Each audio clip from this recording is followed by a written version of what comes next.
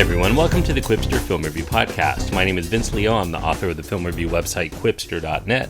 You can find all of my written reviews there at Quipster.net, that's QWIPSTER.net. You can also go to the In Session Film Podcast to hear more of my podcasting work. InSessionFilm.com is where to go for more details. Today I'm going to be reviewing the Lego Batman movie. It's an animated comedy feature, has some action elements to it, rated PG because of rude humor and some action, and it runs 1 hour and 44 minutes. The voice work is done by Will Arnett, who plays the Lego Batman. Michael Cera, Rosario Dawson, Ralph Fiennes, Zach Galifianakis, and Jenny Slate round out some of the supporting vocal work. The director's Chris McKay, and the screenplay is credited to Sean Graham-Smith, Chris McKenna, Eric Summers, Jared Stern, and John Whittington. So this one's signing off on the surprise hit, the 2014 release, The Lego Movie. This one gives further exploration into one of the Lego Movie's small bit characters, Lego Batman, again voiced here by Will Arnett. And it gives us the full treatment in its satirization of the Batman mythos as it has appeared in movies and TV shows and comic books and animated fare on Saturday morning television and syndicated over the last several decades. This one's similar to the relatively clean slate and much more filthy film that came out last year, Deadpool, because this one's a meta comedy that's full of in-jokes and broad humor and ends up being kind of a complete mockery of its own existence. However, this one's more of a property that is well known because of Batman, so that means the spoofing is much more pointed, and the more invested you are in Batman as a film and TV character, the more mileage you're probably going to get from the many illusions that are thrown at you from the five-man team of comedic screenwriters. As far as the plot goes, this one has Zach Galifianakis voicing the Joker. The Joker here in this film is a little bit more of a softie. He's still a madman, but one that knows that the bond of hatred between himself as well as Batman needs to be reciprocal so that he can be the yin to Batman's yang. You complete me is a theme of this film, and that's pointed out early on in the film when Batman decides to watch Jerry Maguire in the comfort of his own home theater, though the irony that Batman chooses to push everyone away and watch the film alone doesn't seem to connect really in his own mind, despite the Joker's continuous implorations. Now, to cement himself as number one on Batman's hate list, Joker and a host of other baddies of assorted popularity, such as Condiment Man, which is an actual villain from Batman the Animated Series. That's kind of the silliest among them. Anyway, those bad guys are out to destroy Gotham City. Batman catches Joker in the act, but still sees him as another perp to thwart, hatching bigger and bolder ideas to come from the clown madman and trying to assure arch-nemesis status with the Caped Crusader, starting with springing the worst of the bad guys from the dreaded Phantom Zone.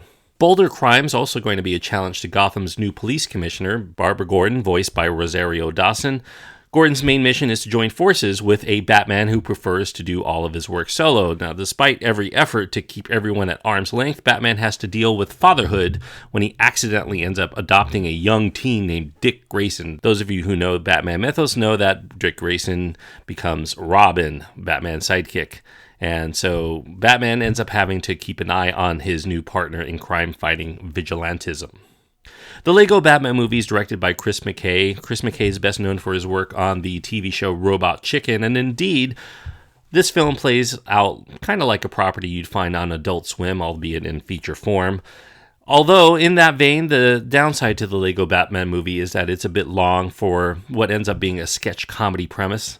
It does come at you so fast and filled with so many references to other works, such as the villains go beyond Batman's rogues gallery to include other intellectual property characters that are licensed by Warner Brothers, including those from Lord of the Rings and Harry Potter, etc. It's not the easiest thing to stay focused on for nearly 2 hours with the kind of attention to detail that's necessary to get all of the jokes, so mileage is going to vary there too. So you should expect to get more mileage out of this film when it comes to home video, where you can take it in smaller chunks, or repeat viewings, so that may yield greater rewards for those people who like this kind of humor.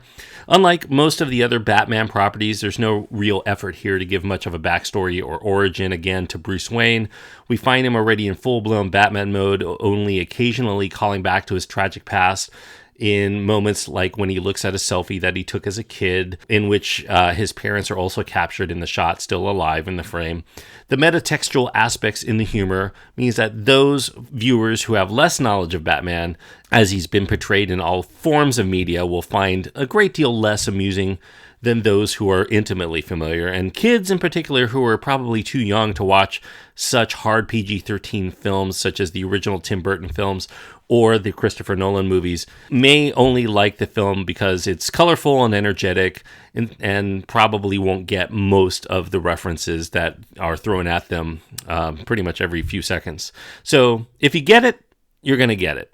And if not, it's not a film that's very inclusive, and that means that it's about as wide in its appeal as Batman is, which, given that there are plenty of Batman and Lego lovers around the world, that should make this still a very profitable undertaking for Warner Brothers.